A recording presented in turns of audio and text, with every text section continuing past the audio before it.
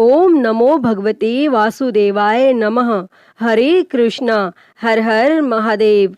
प्रिय भक्तजनों, आप और आपके समस्त परिवार को आषाढ़ मास के शुक्ल पक्ष की देवशयनी एकादशी की हार्दिक शुभकामनाएं।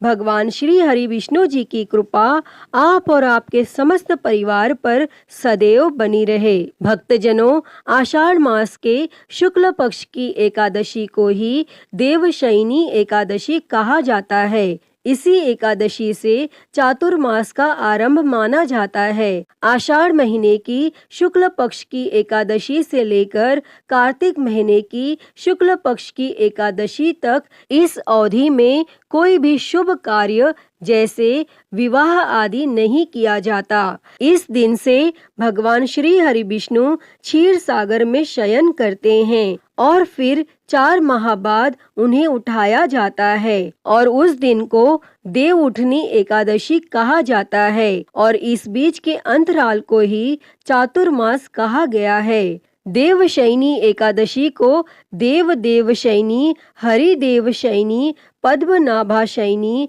तथा प्रबोधनी एकादशी भी कहा जाता है। एकादशी का व्रत जब भी किसी कामना के लिए किया जाता है तो उसे काम्य एकादशी व्रत कहते हैं। ऐसा व्रत धन, संपत्ति, संतान, आयु, स्वास्थ्य आदि की कामना से किया जाता है।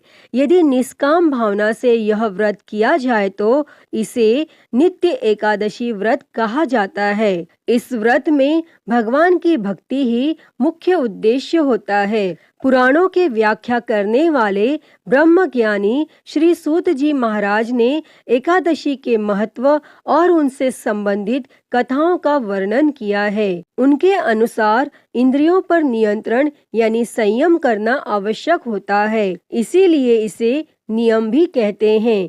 एकादशी के व्रत नियम पूर्वक करने से बुद्धि निर्मल होने लगती है, विचारों में सत्व गुणों का आगमन होने लगता है, विवेक शक्ति आती है तथा सत्य असत्य का निर्णय स्वतः ही होने लगता है। ब्रह्म वैवर्त पुराण में देवशयनी एकादशी के विशेष महात्म्य का वर्णन किया गया है। इस व्रत से प्राणी की समस्त मनोकामनाएं पूर्ण होती हैं।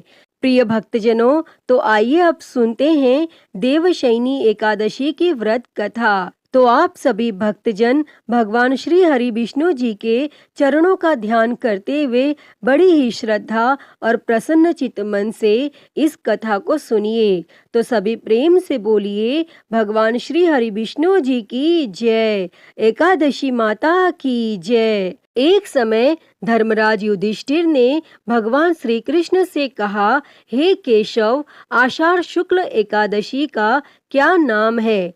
इस व्रत के करने की विधि क्या है और किस देवता का पूजन किया जाता है?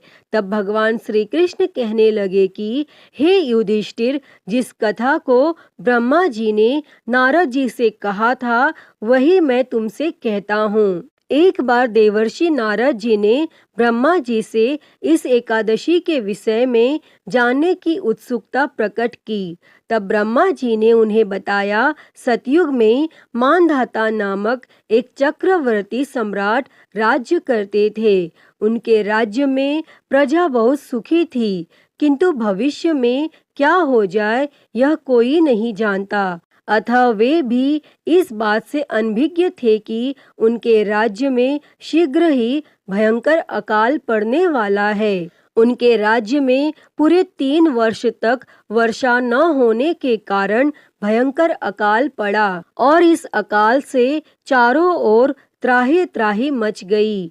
धर्म पक्ष के यज्ञ, हवन, पिंडदान, कथा, व्रत आदि में कमी हो गई। जब मुसीबत पड़ी हो तो धार्मिक कार्यों में प्राणी की रुचि कहाँ रह जाती है और प्रजा ने राजा के पास जाकर अपनी वेदना की दुहाई दी और राजा तो इस स्थिति को लेकर पहले से ही दुखी थे। वे सोचने लगे कि आखिर मैंने ऐसा कौन सा पाप कर्म किया है जिसका दंड मुझे इस रूप में मिल रहा है। फिर इस कष्ट से मुक्ति पाने का कोई साधन करने के उद्देश्य से राजा सेना को लेकर जंगल की ओर चल दिए और वहां विचरण करते करते एक दिन वे ब्रह्मा जी के पुत्र अंगिरा ऋषि के आश्रम में पहुंचे और उन्हें साष्टांग प्रणाम किया। तब ऋषिवर ने आशीर्वचनों उपरांत कुशल क्षेम पूछा। फिर जंगल में विचरने वह अपने आश्रम में आने का प्रयोजन जानना चाहा। तब राजा ने हाथ जोड़कर कहा, हे महात्मन, सभी प्रकार से धर्म का पालन करता हुआ भी मैं अपने राज्य में दुर्भिक्ष का दृश्य देख रहा हूँ। आखिर किस कारण से ऐसा हो रहा है? कृपया इसका समाधान करें। तब यह सुनकर महर्षि अंगिरा ने कहा, हे राजन, सब युगों से उत्तम यह सतयुग है। इसमें छोटे से पाप का भी बड़ा भयंकर दंड मिलता है। इसमें धर्म अपने चारों चरणों में व्याप्त रहता है। ब्राह्मण के अतिरिक्त किसी अन्य जाति को तप करने का अधिकार नहीं है, जबकि आपके राज्य में एक शूद्र तपस्या कर रहा है और यही कारण है कि आपके राज्य में वर्षा नहीं हो रही है। जब तक वह काल को प्राप्त नहीं होगा तब तक वह दुर्भिक्ष शांत नहीं होगा। दुर्भिक्ष की शांति उसे मारने से ही संभव है। किंतु राजा का हृदय एक निरपराध शूद्र तपस्वी का शमन करने को तैयार नहीं हुआ। तब राजा ने कहा, हे देव, मैं उस निरपराध को मार दूं, यह बात मेरा मन स्वीकार नहीं कर रहा है। कृपया करके आप कोई और उपाय बताएं। तब महर्षि अंगिरा ने बताया, आषाढ़ माह के शुक्ल पक्ष की एकादशी का व्रत करें। इस व्रत के प्रभाव से अवश्य ही वर्षा होगी। और तब राजा अपने राज्य की राजधानी लौट आए और चारों वर्णों सहित पद्मा एकादशी का विधि पूर्वक व्रत किया और व्रत के प्रभाव से उनके राज्य में मूसलधार वर्षा हुई और पूरा राज्य धन धान्य से परिपूर्ण हो गया। और ब्रह्म वैवर्त पुराण में देवशयनी एकादशी के विशेष महात्म्य का वर्णन किया गया है। इस व्रत से प्राणी की समस्त मनोकामनाएं पूर्ण होती हैं। अतः इस मास की एकादशी का व्रत सब मनुष्यों को करना चाहिए। यह व्रत इस लोक में भोग और परलोक में मुक्ति को देने वाला है। इस कथा को पढ़ने और सुनने से मनुष्य के समस्त पाप नाश को प्राप्त हो जाते हैं। प्रिय भक्तजनों, अपने कष्टों से मुक्ति पाने के लिए किसी दूसरे का बुरा नहीं करना चाहिए। अपनी शक्ति से और भगवान पर पूरी श्रद्धा और आस्था रखकर संतों के कथनानुसार सत्कर्म करने से बड़े बड़े कष्टों से सहज ही मुक्ति मिल जाती है। अतः हे भगवान श्री हरि विष्णु जी, इस कथा को कहते, सुनते और हुंकारा भरते सभी पर अपनी कृपा सदैव बनाए रखना। सभी के जीवन से कष्टों को दूर कर सभी के जीवन में सुख और समृद्धि देना, सभी के मनोरथ को पूर्ण करना। तो सभी प्रेम से बोलिए, श्री लक्ष्मी नारायण भगवान की जय, एकादशी माता की जय, सर्वदेवी देवता की जय। आइए अब सुनते हैं अगली कथा। प्रिय भक्तजनों, हम सभी जानते हैं कि भगवान भाव के भूखे हैं। भक्त और भगवान का रिश्ता बहुत ही अद्भुत है। भक्त जिस भावना से भगवान के साथ संबंध बनाता है, उसी भाव से वह भगवान को पा लेता है। तभी तो तुलसीदास जी कहते हैं कि जाकी रही भावना जैसी, प्रभु मूरत देखी तिन तैसी। तो आज हम भक्त और भगवान की ऐसी ही एक रोचक कथा सुनेंगे। कैसे भक्त के कहने पर प्रभु श्री राम ने रसोई बनाई। तो आइए सुनते हैं। उससे पहले आप सभी प्रेम से बोलिए, भगवान श्री रामचंद्र जी की जय, माता सीता की जय। बहुत समय पहले की बात है। एक आलसी लेकिन भोला भाला युवक था। उसका नाम आनंद था। दिन भर वह कोई काम नहीं करता, बस खाता ही रहता और सोए रहता। तब उसके ऐसे व्यवहार से उसके घर वालों ने कहा कि चलो जाओ, निकलो घर से, कोई काम धाम करते नहीं हो, बस पड़े रहते हो। और तब वह घर से निकलकर यूं ही भटकते हुए एक आश्रम पहुंचा।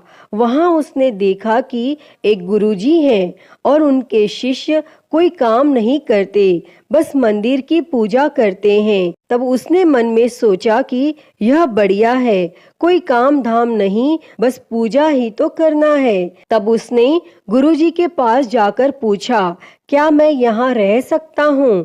तब गुरुजी बोले, हाँ हाँ, क्यों नहीं। तब वह बोला, लेकिन मैं कोई काम नहीं कर सकता हूँ।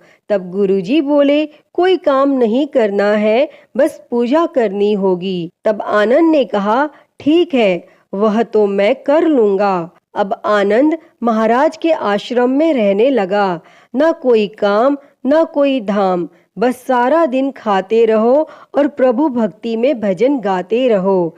महीना भर हो गया। फिर एक दिन आई एकादशी। उसने रसोई में जाकर देखा कि खाने की कोई तैयारी नहीं। तब उसने गुरुजी से पूछा कि आज खाना नहीं बनेगा क्या?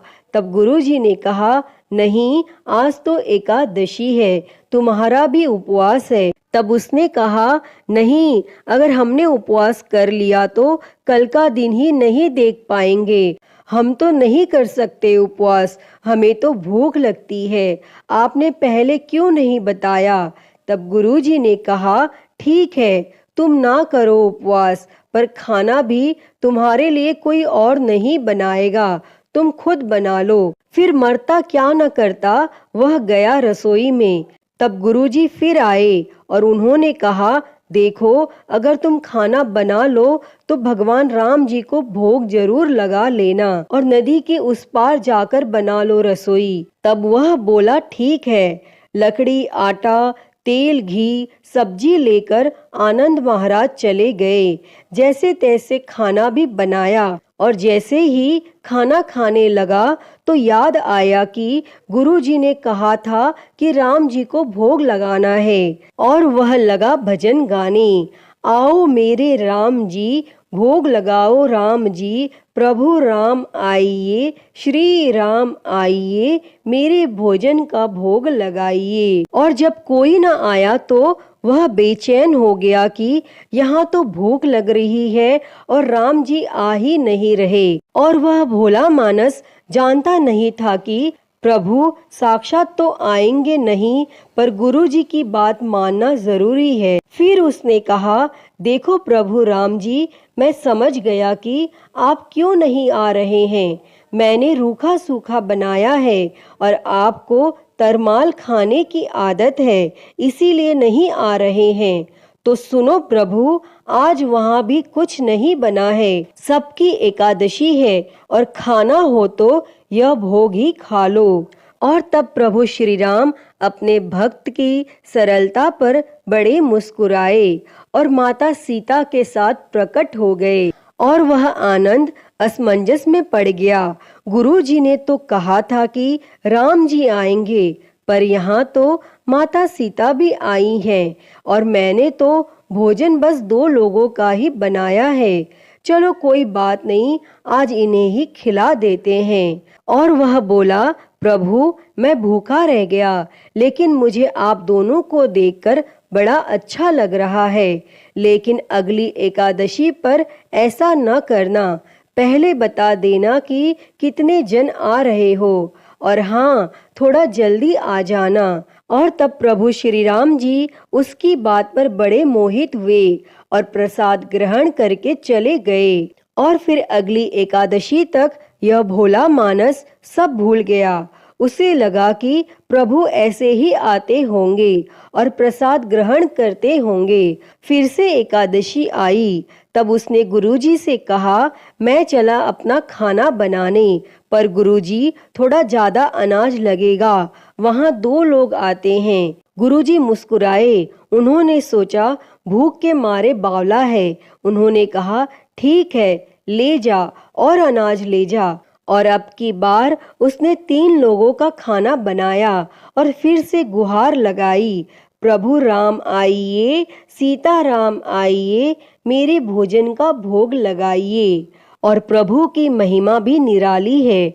भक्त के साथ कौतुक करने में उन्हें भी बड़ा मजा आता है। और इस बार प्रभु श्री राम माता सीता सहित अपने भाई लक्ष्मण, भरत, शत्रुघ्न को लेकर आ गए और उन्हें देखकर आनंद को चक्कर आ गया। अरे ये क्या हुआ? एक का भोजन बनाया तो दो आए, आज दो का खाना ज्यादा बनाया तो पूरा खानदान आ गया। लगता है आज भी भूखा ही रहना पड़ेगा। तब उसने सबको भोजन लगाया और बैठे बैठे देखता रहा और अनजाने में ही उसकी भी एकादशी हो गई। फिर अगली एकादशी के आने से पहले ही उसने गुरुजी से कहा, गुरुजी ये आपके प्रभु राम जी अकेले क्यों नहीं आते? हर बार कितने सारे लोग ले आते हैं, इस बार अनाज ज्यादा देना। तब गुरुजी को लगा कहीं यह अनाज बेचता तो नहीं है, देखना पड़ेगा जाकर। और भंडार में कहा इसे जितना अनाज चाहिए दे दो। और फिर एकादशी के दिन गुरुजी उसके पीछे छुपकर उसे देखने चल पड़े। इस बार आनंद ने सोचा खाना पहले नहीं बनाऊंगा, पता नहीं कितने लोग आ जाएं, पहले बुला लेता हूँ फिर बनाता हूँ। फिर उसने टेर लगाई, प्रभु राम आइए, श्री राम आइए, मेरे भोजन का भोग लगाइए। और इस बार तो सारा राम दरबार मौजूद हो गया और इस बार तो हनुमान जी भी साथ आए। लेकिन यह क्या, प्रसाद तो तैयार ही नहीं है। तब वो भोला भाला आनंद बोला, प्रभु इस बार मैंने खाना नहीं बनाया। तब प्रभु ने पूछा क्यों? तो वह बोला मुझे मिलेगा तो नहीं, फिर क्या फायदा बनाने का, आप ही बना लो और खुद ही खा लो। तब प्रभु राम जी मुस्कुराए और सीता माता भी गदगद हो गई उसके मासूम जवाब से। तब लक्ष्मण जी बोले क्या करें प्रभु? तब श्री राम जी बोले भक्त की इच्छा है पूरी तो करनी ही पड़ेगी, चलो लग जाओ काम में। तब लक्ष्मण जी ने लकड़ी उठाई, माता सीता आटा सानने लगी और यह सब वह आनंद एक तरफ बैठकर देखता रहा। और माता सीता रसोई बना रही थी तो कई ऋषि मुनि और यक्ष गंधर्व प्रसाद लेने आने लगे। और इधर गुरुजी ने देखा कि खाना तो बना नहीं और यह आनंद एक कोने में बैठा है। तब उन्होंने पूछा बेटा क्या बात है, खाना क्यों नहीं बनाया? तब वह आनंद बोला अच्छा किया गुरुजी आप आ गए, देखिए कितने लोग आते हैं प्रभु के साथ। तब गुरुजी बोले मुझे तो कुछ नहीं दिख रहा तुम्हारे और अनाज के सिवा। तब उस आनंद ने माथा पकड़ लिया और बोलने लगा एक तो इतनी मेहनत करवाते हैं प्रभु, भूखा भी रखते हैं और ऊपर से गुरुजी को दिख भी नहीं रहे, यह और बड़ी मुसीबत है। तब उसने प्रभु श्री राम से कहा आप गुरुजी को क्यों नहीं दिख रहे हैं? तब प्रभु बोले मैं उन्हें नहीं दिख सकता। तब वह आनंद बोला क्यों? वे तो बड़े पंडित हैं, ज्ञानी हैं, विद्वान हैं, उन्हें तो सब कुछ आता है, उनको क्यों नहीं दिखते आप? तब प्रभु श्री राम बोले माना कि उनको सब आता है पर वे सरल नहीं है तुम्हारी तरह, इसीलिए उनको नहीं दिख सकता। तब आनंद ने गुरुजी से कहा गुरुजी प्रभु कह रहे हैं कि आप सरल नहीं हैं, इसीलिए आपको नहीं दिखेंगे। और यह सुन गुरुजी रोने और कहने लगे कि वाकई मैंने सब कुछ पाया पर सरलता नहीं पा सका तुम्हारी तरह, और प्रभु तो मन की सरलता से ही मिलते हैं। तब आनंद के आग्रह करने पर प्रभु श्री राम प्रकट हो गए और गुरुजी को भी दर्शन दिए। और इस तरह एक भक्त के कहने पर प्रभु ने रसोई भी बनाई। हे प्रभु श्री रामचंद्र जी, जैसी कृपा आपने उस भोले मानस पर की, वैसी ही कृपा इस कहानी को कहते, सुनते और हुंकारा भरते सब पर करना। तो सभी प्रेम से बोलिए प्रभु श्री रामचंद्र जी की जय, सीता मैया की जय।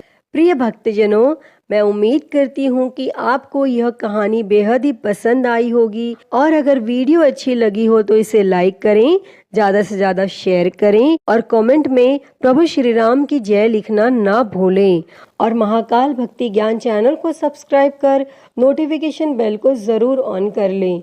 हर हर महादेव। धन्यवाद।